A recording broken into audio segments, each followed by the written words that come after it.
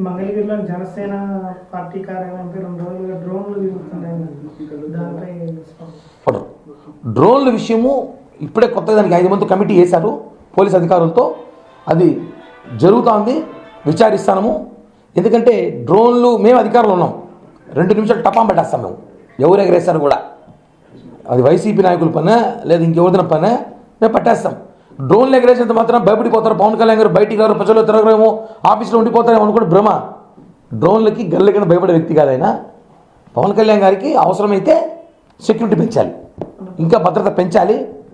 పవన్ కళ్యాణ్ గారి అవసరం ఈ రాష్ట్రానికి, ఈ ఆంధ్ర రాష్ట్రానికి ఆయన సేవలు చాలా అవసరం. కాబట్టి భద్రత పెంచాలి. మేము కూడా కేంద్రానికి లేఖ చేస్తాం. కేంద్రం కూడా మాత్రం ఉంది, మా పార్టీ అంతా కలిసే ఉన్నాం కదా.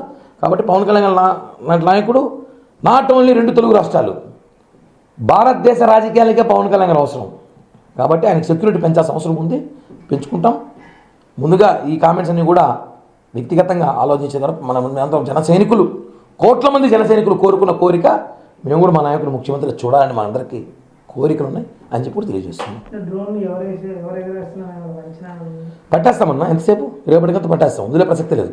ఎవరు ఎగరేస్తారు? అదేమైనా డ్రోన్లు ఎగరేయడానికి అదేమైనా సినిమా షూటింగ్ జరుగుతుంది అక్కడ? డ్రోన్లు ఎగరేయడం పార్టీ కార్యాలయం, డ్రోన్లు ఎగరేయడం మీద డ్రోన్లు ఎగరేయడం పార్టీ కార్యాలయం. అక్కడ పవన్ కళ్యాణ్ గారు ఉంటారు ఆఫీస్లో, అంత సిబ్బంది ఉంటారు. పైన ఎగరేసి అంటే రెక్కి నిర్వహిస్తున్నారేమో, ఎక్కడెక్కడ చెక్ పాయింట్లు ఉన్నాయో, ఎక్కడెక్కడ సెక్యూరిటీ ఉందో, ఎక్కడెక్కడ సెక్యూరిటీ లేదో, ఎన్ని కిలోమీటర్ ఉంది ఆచరణ చూస్తున్నారేమో. ఎందుకంటే చెప్తున్నాం కదా, పవన్ కళ్యాణ్ గారి దెబ్బ జగన్ గోప గుయ్యమంది, భయపడ్డాడు. మొత్తం వైసీపీ శ్రేణులు భయపడింది. అంటే వాళ్ళ మీద మనం డైరెక్ట్ చెప్పలేము కదా, ఆధారాలు కావాలి. దొరికితే ఖచ్చితంగా అయితే చర్యలు తీసుకుంటాం, వదిలిపెట్టే ప్రసక్తి అయితే లేదన్న.